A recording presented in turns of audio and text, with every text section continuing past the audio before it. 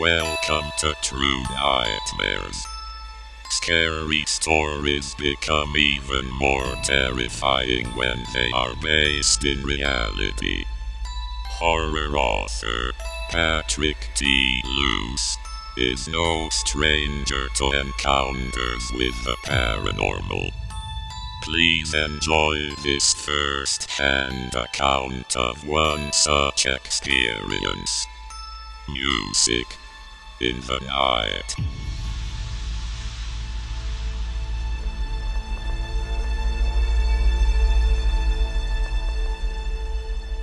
As a writer of fiction, story ideas often stem from personal experiences. As a writer of horror, one might think that I am a firm believer in all things supernatural. That is not how I would classify myself. I would say I'm more somebody who hopes for those things to be true, for many different reasons. I've had several experiences in my life that I am still to this day unable to explain. That being said, the absence of an explanation is not proof of anything otherworldly. I said at the beginning that story ideas often stem from personal experiences, and I would like to share all of my strange experiences with you and let you decide if there's any proof of the supernatural in these particular experiences. What I will say is if you are somebody who has listened to my stories or read my stories in the past, more than likely you will see aspects of those stories pop up in these accounts of real things that happened to me. But this particular event took place in November of 2015. I was startled awake. I have no idea what time it was, just that it was in the middle of the night. As I sat up in bed, waiting for my sleepy eyes to adjust to the darkness, I wasn't immediately certain what had brought me out of my sleep. I couldn't remember having a nightmare. There were no children standing beside my bed, which is often the case. No dog had jumped up into bed with us, another frequent occurrence. It appeared to be a normal, quiet night. Now, for the sake of entertainment, because that's the whole point of this, let's just say that a dark voice called out from the darkness. Something like, "Get out!"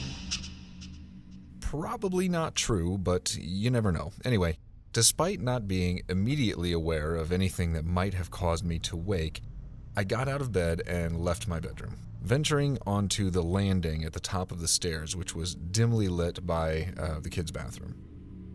I checked in the kids' rooms, and from what I could tell, none of them had stirred. It was after checking the boys' room that I finally heard something coming from downstairs. I peered down the stairs into pitch darkness, straining to hear the sounds more clearly. I could tell they were fairly loud, but far enough away that I couldn't really make out what it was. Against my better judgment, I started walking down the stairs, taking care to step on the outside edges of the steps to avoid creaking. The house it's not a 100-year-old farmhouse or anything like that, but it's fairly old, so creaky steps is kind of a thing. As a rational person, I'll say that I was doing this to avoid waking up the children, which isn't a complete lie, but really, if there was something weird going on downstairs and something down there that may not be particularly friendly, I was really doing this to avoid alerting whatever or whoever that might be to my presence. I crept down the stairs, and with each step, the sounds got a little bit louder, but not any clearer. I made a U-turn at the bottom of the stairs to my right to head down the hall toward the kitchen. I emerged in the kitchen, and the noise was immediately a lot louder. I could now clearly tell that it was coming from my family room, which was maybe 15 feet to my right, past what serves as our dining room area. I still could not tell what the noise was. It was so loud at this point, I thought that it was coming through my surround sound system. I walked to the edge of the family room and stood there. There's 2 steps that go down into the family room, and I could see from across the room that my sound system was not turned on. The box was dark. So the sound was not coming from there. At this point, I almost had to plug my ears. It was so loud. I walked into the middle of the dark room and finally found the source of the noise. which was a small Hello Kitty boombox that belonged to my then 7-year-old daughter.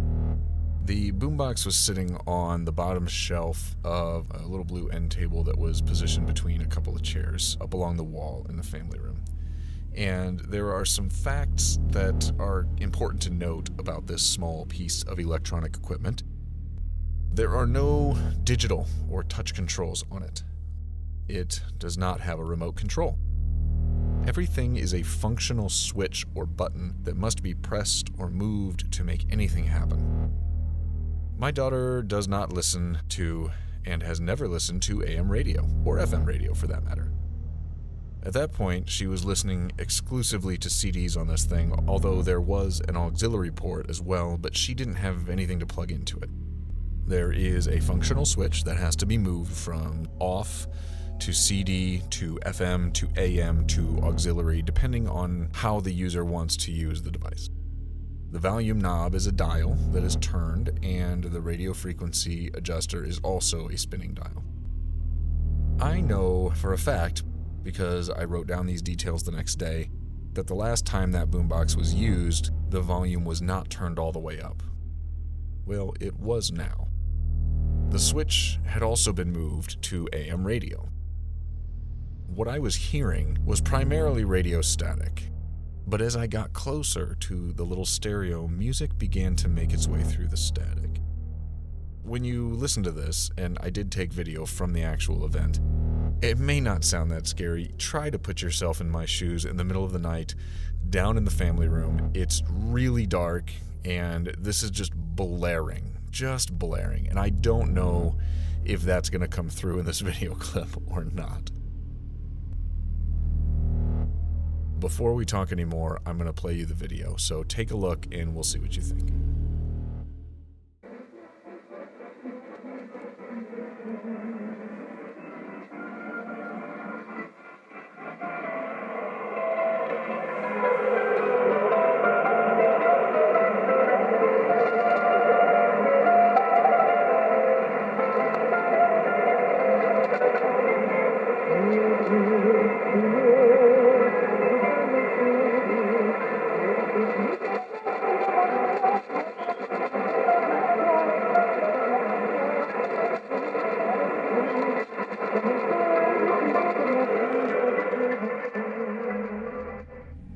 Okay, so the music itself, as I said, in a normal setting like maybe sitting in a booth at a Greek restaurant enjoying a gyro or something, it would not be particularly unsettling. However, here in my family room in the middle of the night, in the dark, I was freaked out.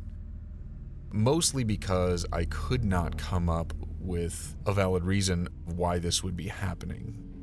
You know, all of my kids were asleep. It's not like somebody had been down there at least nobody from my family had been down there in the middle of the night, switching it to AM radio. I didn't look at what frequency it was, so I couldn't tell you what the station was, if there was any significance to that. But anyway, I'm sure the song that's playing has a name. The most I've found was that the instrument being played, I believe, is called a bouzouki, which is an instrument popular in Greece, part of the long-necked lute family. Thank you, Wikipedia. In any case, this music should not have been playing. The boombox was set to CD when we went to bed, as that's the only way to have it not making noise, and at some point during the night, the switch was moved from CD to AM radio, and the volume dial was turned all the way up. Maybe the frequency dial stayed in place where it was, I don't know, it could have just been messed with by the kids, but it would have never actually been used. Or maybe it had been moved to this particular station on purpose. But again, it wasn't done by any member of my family. I turned off the boombox, and I went back upstairs, and eventually I fell asleep. The next morning, I was talking about it, and my daughter said that at some point during the night, our German Shepherd had woken up and had startled her awake. He had gone to the top of the stairs and stood there looking down into the darkness, growling.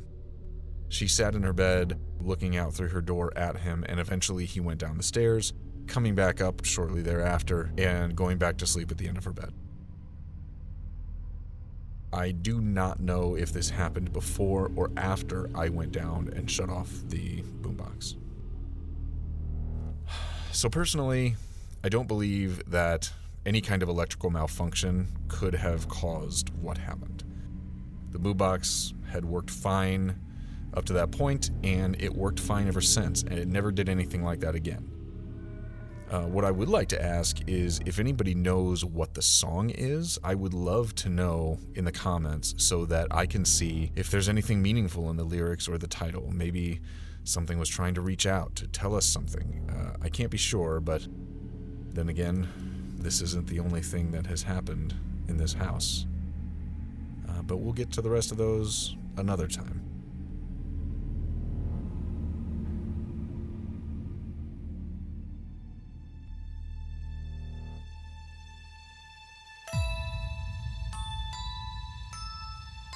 Spirits from the beyond use many different tactics to communicate with the living. Perhaps there is some deeper meaning hidden in this music in the night.